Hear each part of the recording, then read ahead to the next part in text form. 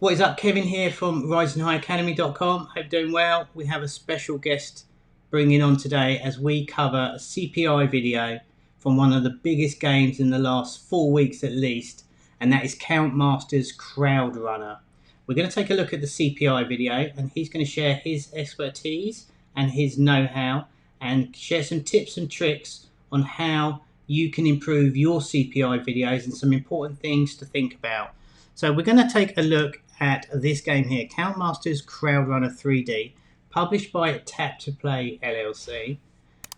Pretty much a join clash kind of clone, this one, but you can see here from its release in May 19th, it has basically hit the top of the charts, little dip in the last couple of days, but it's been number one, unmovable, since then, since the release. So without further delay, I'm going to bring on the one and only Jake Parker from Kwalee. So what is going on, Jake? How you doing? Hey, not too bad. Good to be here. Thanks for having me on. Awesome. So, as you know, I'm Jake, Senior Publishing Manager at Kwalee, working with developers. I'm excited so I've always been kind of interested in how CPI videos work and all the different elements of it, to the point of mild obsession. Okay. So yeah, it's good to be involved. Yeah, exciting stuff, and something I think people will hopefully find really interesting when we think about when we're building our prototypes. We're really building videos, right? Because without that marketability they're not going to do very well. So I thought this could be really interesting. Hopefully we'll be one of many that we do.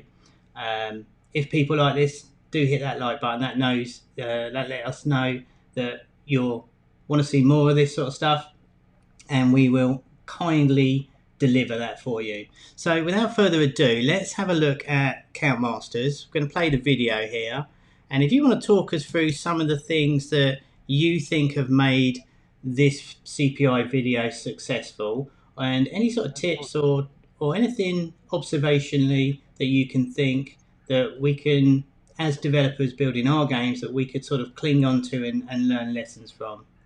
Yeah, of course. So there's a few videos running through here, and I think like one key thing you can see across all of them. Obviously, the gameplay itself, the game mechanic, has this core feeling of like growth, which is something we've seen in a lot of games from the likes of Join Clash, even earlier than Join Clash. But you can see like there's this kind of satisfying sense of physicality to how your crowd like expands out, and it's almost like the guys in the middle are pushing out and creating this kind of sense of expansion and this sense of tension. And then obviously the one really key thing in the gameplay and in the ad is the gameplay is abundantly clear. It's immediately clear at the very start of this one that you are moving these guys side to side. You have a small crowd. It gets bigger based on which gate you go through. It's simple to understand that, all right, I'm either going to get times 20 or times 2. And then if I go through the times 2, I fight against this. At each stage, I'm fighting against this group of opponents that also has a number associated to them. Yeah. One thing that's really interesting about the first one that played and this one, like they all end with this moment of like, so close. So like you build up throughout this gameplay, this feeling of like, that's cool. It looks like it's fun to play. It looks like it's almost easy to kind of get it right every time, and then at the end of the ad it shows you like, no, not quite, like you can make mistakes in this, and it kind of makes you want to jump in and see if it is that challenging to fail and just fall short at the end of the level. So how important do you think it is to have this the hand cursor on here? Because obviously, like you mentioned, it's abundantly clear what you have to do and how you control the game. How do you think it would be less or more beneficial without that hand? How much do you think that little hand there, the little cursor, impacts on this video? So I think a lot of the time it depends on the game itself and the gameplay. Sometimes you'll have gameplay that isn't abundantly clear how you're controlling when you're playing it. So you don't necessarily know how the game controls. I think the benefit of the hand cursor in this is here, where they kind of imply that at this point, instead of it just being a passive kind of your two armies clash and they fight and whoever has the higher number wins, kind of implies that there's this tapping mechanic by the way that they've animated that little finger there. So I imagine that's made a slight difference to how people viewing the ad feel like the gameplay is going to play out.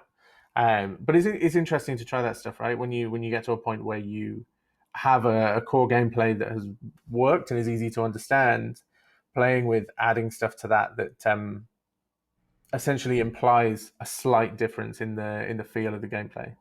Now, for the start of the adverts, there's a lot of talk about that you should like fail within the first 5 seconds or something. We don't really see this here. I think these two, there's two stitched together here, like you said. Um, and although the gameplay is massively clear, I wonder if they wanted to focus on that multiply mechanic and the growth mechanic more than the fail scenario that we see at the end there. What do you think about that? Definitely, and I think like the interesting thing is the gameplay itself. Like the gameplay lends itself really well to like a frustrating scenario. So you ultimately, when you're coming up with a concept or working through an idea or a design and prototyping it, you kind of want to make sure at each step of the process you can get a feel for something that is satisfying to play. So playing it right in this case is really satisfying. You see this, like it's almost like your crowd kind of swallows up this other crowd, but also gets smaller at the same time. And then there's this satisfying feeling of your crowd growing and growing. Um, and I think there's also this element of frustration. It's possible to make the gameplay frustrating in this. Like you can get so close to winning, but still fail.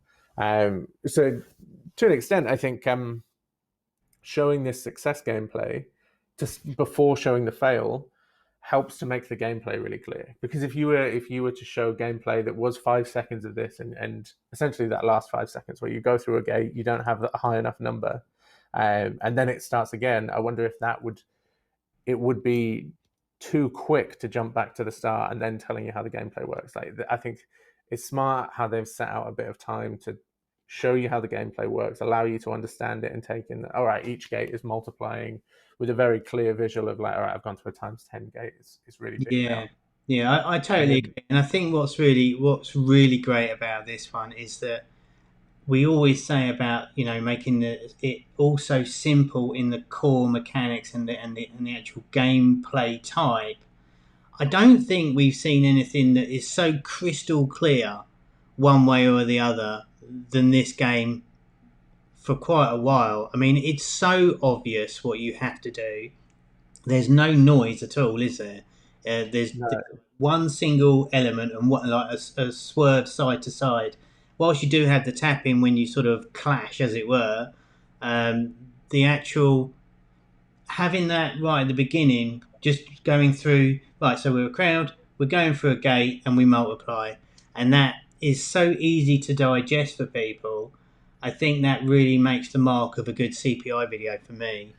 In terms of anything else, if this landed on your desk, yeah. what are you doing to this video to either try out, improve, or like, have you got a gut shot of what you'd like to see on this? So I think there's stuff that would be interesting to test out, like things like, all right, if you're going through a gate that, and I imagine this has been tried, if you're going through a gate where instead of multiplying your crowd, you're adding to it, so you've got like a plus 80 or a plus 10 gate, looking at whether the impact of that changes how the gameplay feels, changes how engaging the idea of the gameplay is to people. Because I think the game multiplying the number of people that you've got is immediately clear, right? That you've gone from 5 people to 100 people, Yeah. whereas you might go from 5 people to 15 people. And it's like this; it might become this slower growth that's harder to make sense of quickly as somebody who's viewing that video.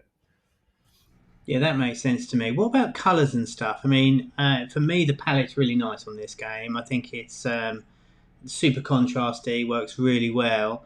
I wonder if there is any other palettes that. I mean, is there any sort of constant palette that you see when you're testing out your games that tend to overperform rather than another set? Or Not really. Like one of the main things that's driving low CPIs and good performance in these prototypes and tests is the gameplay mechanic itself. And as long as the color palette that you're using helps that to stand out and is something that's quite accessible, it's not something that people look at and it's like too garish, it's too in your face. Like this is quite easy to understand the key points of information in this, right? Because you've got your crowd, that crowd grows based on the gate, and you've got your opponents, and that's really all the key information that you need to take in. And then you've got this battle, and the main bit of information there is that the higher number wins, and you can see both crowds getting smaller and smaller, and you can also see the number above their head. That helps to clarify all of that, right? Yeah, so it reinforces. So the color palette and everything is reinforcing the gameplay and not the other way around. And Yeah, you'll notice as well, there's nothing either side. Even though we got the blue water, there's nothing distracting, and your eyes are like dead focused on what's happening in the middle of the screen. Haven't got any, pretty trees hanging around, even though they yeah. might look good. The main focus is concentrating on that core control mechanic as well as the win lose state here. And I Um, think that feeling of growth, like that, essentially it's like pulsing out, right? As yeah. you collect more, it's really eye catching, right? It demands a lot of your attention when it happens. So I think anything else, like avoiding anything noisy in the background, is a really good shout. Um, to make sure that you're not distracting from that and it doesn't become too noisy with that growth happening as well as other things happening in the background.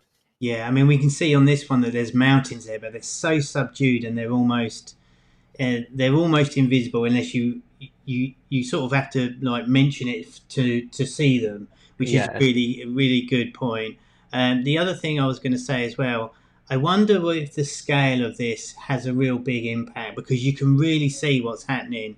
So when we're thinking about camera angles and stuff, we want to make sure that we can see everything that's pertinent to the game there, not the zoomed in or zoomed out too much. We see a yeah, lot of the growth games where the camera's just too close, so you don't get the full effect of the scale and the multiplication of it all. And I think yeah. they did this really well.